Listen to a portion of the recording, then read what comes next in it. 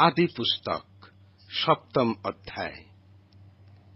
আর সদাপ্রভু নোহকে কহিলেন, তুমি সপরিবারে জাহাজে প্রবেশ করো, কেননা এই কালের লোকদের মধ্যে আমার সাক্ষাতে তোমাকেই ধার্মিক দেখিয়াছি। তুমি সূচি পশুর স্ত্রী পুরুষ লইয়া প্রত্যেক জাতির ৭ জোড়া এবং অসুচি পশুর স্ত্রী পুরুষ লইয়া প্রত্যেক জাতির ১ জোড়া এবং আকাশের পক্ষীদিগেরও স্ত্রী পুরুষ লইয়া প্রত্যেক জাতির ৭ জোড়া সমস্ত ভূমণ্ডলে তাহাদের বংশ রক্ষার্থে আপনার সঙ্গে রাখো। কেননা ৭ দিনের পর আমি পৃথিবীতে ৪০ দিবারাত্র বৃষ্টি বর্ষাইয়া আমার নির্মিত যাবতীয় প্রাণীকে ভূমণ্ডল হইতে উচ্ছিন্ন করিব। তখন নোহ সদাপ্রভুর আজ্ঞা অনুসারে সকল কর্ম করিলেন। নোহের ৬০০ বৎসর বয়সে পৃথিবীতে জলপ্লাবন হইল। জলপ্লাবনের অপেক্ষাতে নোহ ও তাহার পুত্রগণ এবং তাহার স্ত্রী ও পুত্রবধূগণ জাহাজে প্রবেশ করিলেন। নোহের প্রতি ঈশ্বরের আজ্ঞা অনুসারে সূচি অসুচি পশুর এবং পক্ষীর ও ভূমিতে গমনশীল যাবতীয় জীবের স্ত্রী পুরুষ জোড়া জোড়া জাহাজে নোহের নিকটে প্রবেশ করিল।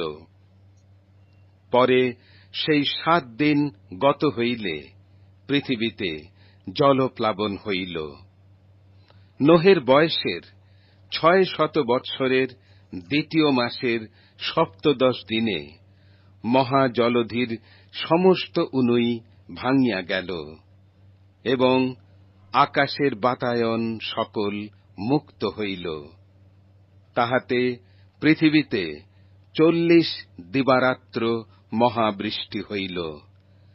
সেই দিন নোহ এবং শেম, হাম ও জেফত নামে নোহের পুত্রগণ এবং তাহাদের সহিত নোহের স্ত্রী ও ৩ পুত্রবধূ জাহাজে প্রবেশ করিলেন। আর তাহাদের সহিত সর্বজাতীয় বন্য পশু, সর্বজাতীয় গ্রাম্য পশু, সর্বজাতীয় ভূচর সরীসৃপ জীব ও সর্বজাতীয় পক্ষী, সর্বজাতীয় খেচর, প্রাণবায়ু বিশিষ্ট সর্বপ্রকার জীবজন্তু জোড়া জোড়া জাহাজে নোহের নিকট প্রবেশ করিল। ফলত তাহার প্রতি ঈশ্বরের আজ্ঞানুসারে সমস্ত প্রাণীর স্ত্রী পুরুষ প্রবেশ করিল। পরে সদাপ্রভু তাহার পশ্চাদ্বার বন্ধ করিলেন। আর ৪০ দিন পর্যন্ত পৃথিবীতে জলপ্লাবন হইল। তাহাতে জল বৃদ্ধি পাইয়া জাহাজ ভাসাইলে তাহা মৃত্তিকা ছাড়িয়া উঠিল। পরে জল প্রবল হইয়া পৃথিবীতে অতিশয় বৃদ্ধি পাইল এবং জাহাজ জলের উপরে ভাসিয়া গেল। আর পৃথিবীতে জল অত্যন্ত প্রবল হইল। আকাশমণ্ডলের অধঃস্থিত সকল মহাপর্বত মগ্ন হইল। তাহার উপরে ১৫ হাত জল উঠিয়া প্রবল হইল। পর্বত সকল মগ্ন হইল।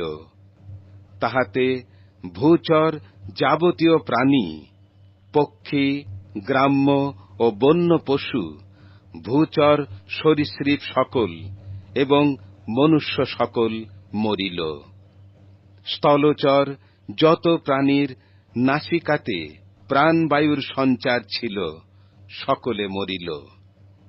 এইরূপে ভূমণ্ডল নিবাসী সমস্ত প্রাণী, মনুষ্য, পশু, সরীসৃপ, জীব ও আকাশীয় পক্ষী সকল উচ্ছিন্ন হইল, পৃথিবী হইতে উচ্ছিন্ন হইল। কেবল নোহ ও তাহার সঙ্গী জাহাজস্থ প্রাণীরা বাঁচিলেন। আর জল পৃথিবীর উপরে 150 দিন পর্যন্ত প্রবল থাকিল।